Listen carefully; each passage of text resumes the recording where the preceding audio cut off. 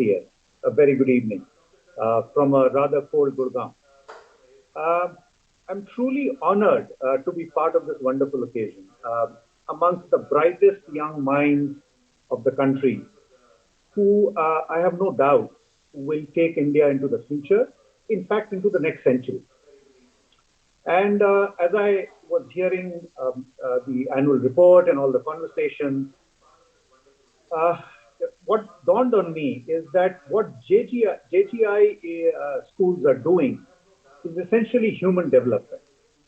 And this is exactly what the famous philosopher Confucius said, that if your plan is for 1 year, plant rice. If your plan is for 10 years, plant trees. If your plan is for 100 years, educate children. And that's exactly what you're doing. So congratulations, and that is the most important task that anybody can take. And I also love the Dreams for Tomorrow motto for this annual. It inspires me in so many ways because I personally truly believe in a future full of possibility. And, and that is essentially the focus of what I'm going to talk about over the next 10 to 12 minutes. But talking of the future is never complete without the context of the past. So, in the next 10 minutes, let me just take you on a brief journey of about 400 years, starting some 300 years back and then about 100 years into the future, the way I see it. Imagine the year 1722, right? January 29th, let's say. Uh, City is Hyderabad, then Hyderabad, and it's a Gurukul annual day, right? 300 years back exactly. And guess what the conversation is going to be about? The conversation by the chief guest and everybody else would be, um, you know, India is 25% of global GDP or global trade. We are a superpower in economic terms. We are a dominant player in the world stage. At that time, India was referred to as Sone ki Chidiya, and those were the golden centuries for the country.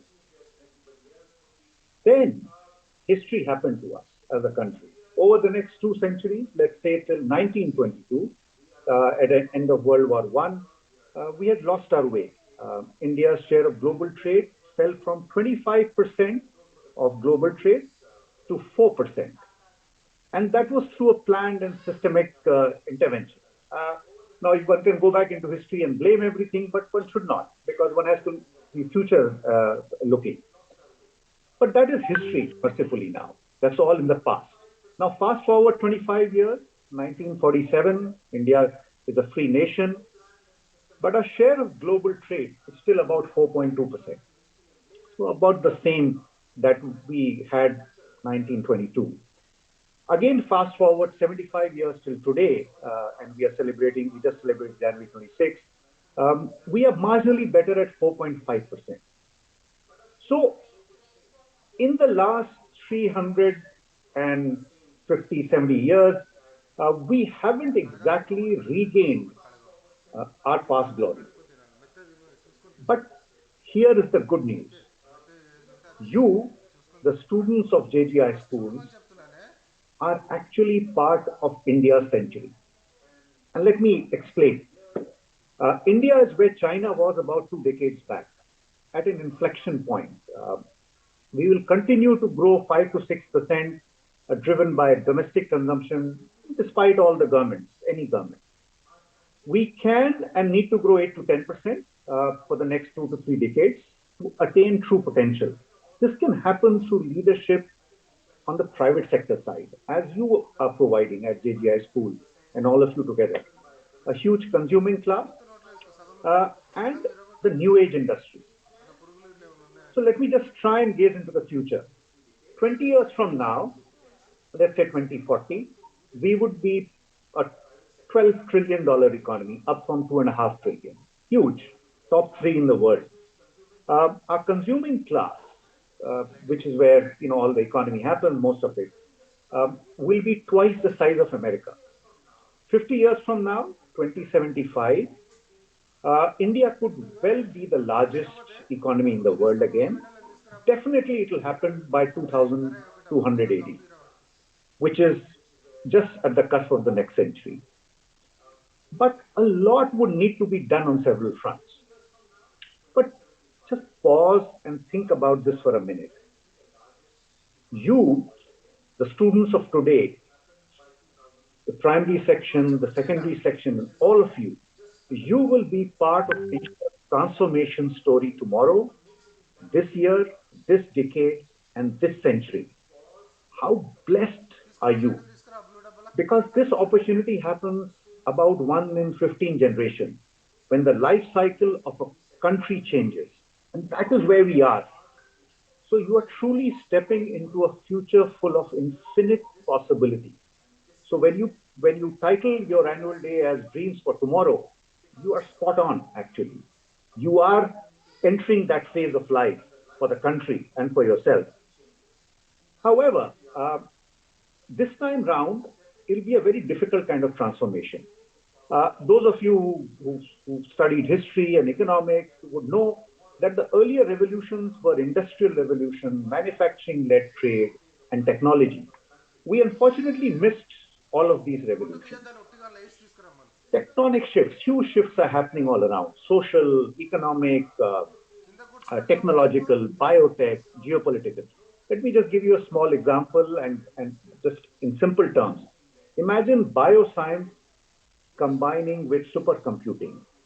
Our species, Homo sapiens, human beings, will become immortal once that happens. Your generation will live 150 to 200 years. And I'm not joking. This is going to be a reality. This is already beginning to happen. And your generation will not die of illness anymore. Imagine the implications of all this on healthcare, insurance, robotics, transport, packaging, housing, everything. So, what you would need to do to be at the core and center of this transformation and make India a superpower is the question that you need to ask yourself.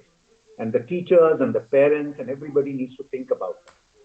So I'm going to leave you with a few pointers, which you can use as you reshape this future. First, to the teachers who shape our future truly. What has worked in the past would unfortunately not work in the future. I, with folded hands and absolute respect to what every teacher does, technology will be all pervasive, and it's great to see you are using technology very widespread. But I'm not only talking of Zoom calls and WhatsApp. I'm talking of new age tech. The young women and men would need to be made life ready for the 21st century now, starting at a very early stage. While education is important, I think what is more important is their ability to seek knowledge and make good life choices at an early stage, not wait till post graduation and figure out what they're going to do. Those decisions will have to be figured out much earlier, and if they start seeking out knowledge, you can help them shape their future much faster and much better. So please truly help open up the students' minds to a future full of possibilities to be able to dream for tomorrow. My second suggestion or advice or just feedback to parents, I'm a parent myself, is to help your children become employers, not employees. Which also means, I'm sorry to say, that top grades are not going to be everything. They are important. Education is important, but a holistic development of the child is even more important. When she is happy and she herself can explore possibilities which are out there. And there are endless possibilities. And what you mentioned several times in the last 30 odd minutes is the pitch philosophy of JGI, which is perfect, actually. It fits right into what they need to be doing. They need to be inquisitive, they need to be knowledge seeking all the time. So don't compartmentalize your children and make them academics, rather open them up. Please also understand, as parents, that this generation and the future generations, your children, will change 5 to 6 careers, not jobs. 5 to 6 careers in their lifetime.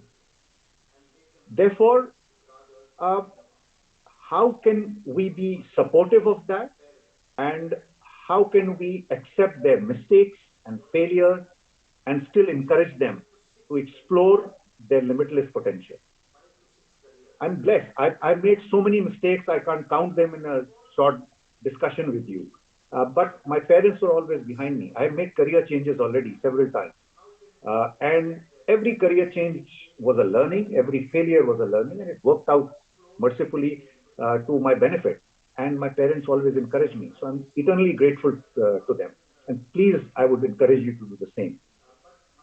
Lastly, and most importantly, to the students, especially the secondary section students who are already getting life ready, I have three messages for you. One, be technology focused but digital biased. And be ready for these 5 to 6 career changes, not job changes. Better still, become employers, not employees, because then you can benefit a much larger, or you can play a much larger role in society and the economy. The true shifts in your lifetime are going to be around digital. This is where the next transformation will get played out, the new age step. You already know most of this, or you hear of it, or read of it. AI, artificial intelligence, M2M, blockchain, IoT, robotics, bioscience. This is where the next revolution is beginning to happen. And everything will get digitized. Every health record, every data point will be there. And data will be the only true religion that you and your generations, future generations will believe in. So step into that space now. My second advice to you is, please make India the happiness capital of the world. Currently, we are not there. Uh, we are in a race, sometimes excessively so. We are currently probably 130th or 140th on this happiness index globally. Uh, Please help create a society which is democratic, fair, inclusive, balanced, fun, and inspirational to the rest of the world. And for God's sake, don't take yourselves too seriously. Just think about it.